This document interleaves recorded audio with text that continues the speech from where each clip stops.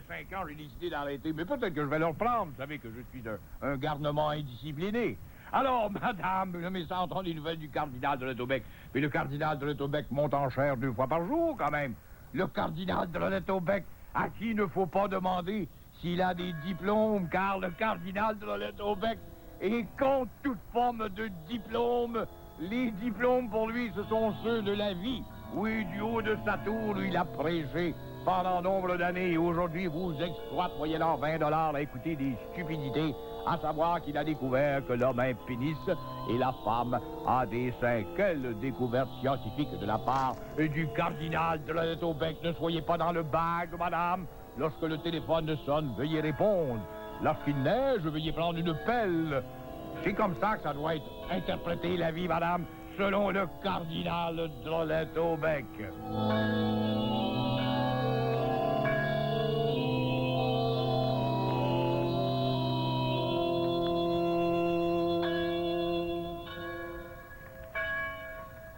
Veuillez vous agenouiller, soyez confortable et priez avec le cardinal de Lettobec 2 fois par jour.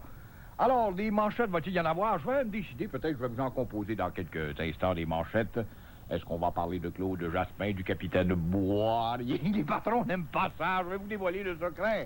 Le secret d'alcôve de cette boîte, les patrons n'aiment pas ça. C'est comme ce monsieur qui veut se plaindre à mon patron, monsieur Mimile. Monsieur Mimile, j'ai des patrons, sont obscurs, c'est incroyable.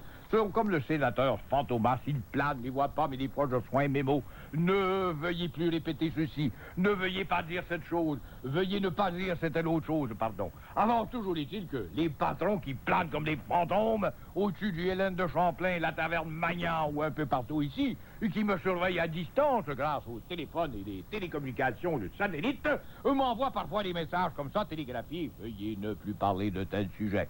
Veuillez lâcher le cardinal de Lettobec tranquille. Laissez le cardinal dans son cercueil.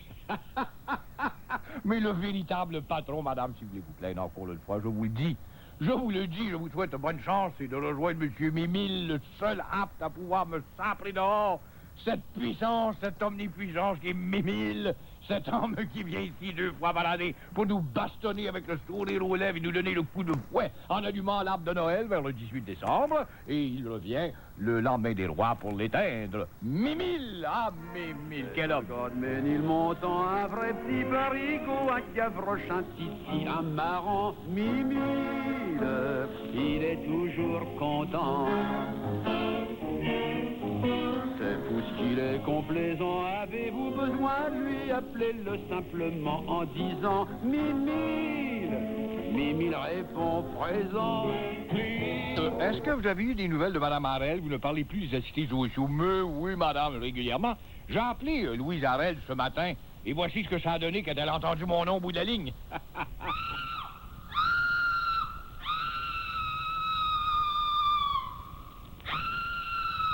Et qui aujourd'hui a viré bout pour bout. Yves de Saint-Jean. Et qui aujourd'hui a viré bout pour bout. Yves de Saint-Jean.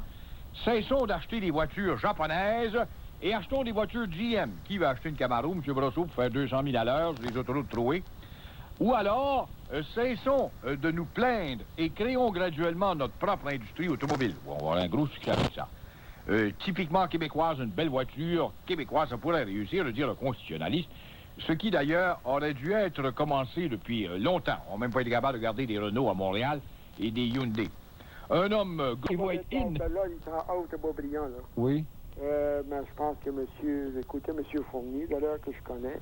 Puis, je pense que M. Fournier a oublié de dire, par exemple, que moi, on m'avait dit à l'usine qu'il y avait les représentants syndicaux, ça avait présenté au gouvernement fédéral et au gouvernement provincial. Les deux avaient dit qu'ils attendaient l'usine de Beaubriand qui se présentait pour parler de subventions. De subvention? De subventions. Ben, Bernard Landry a dit ça il y a quelques semaines. Oui, puis là, M.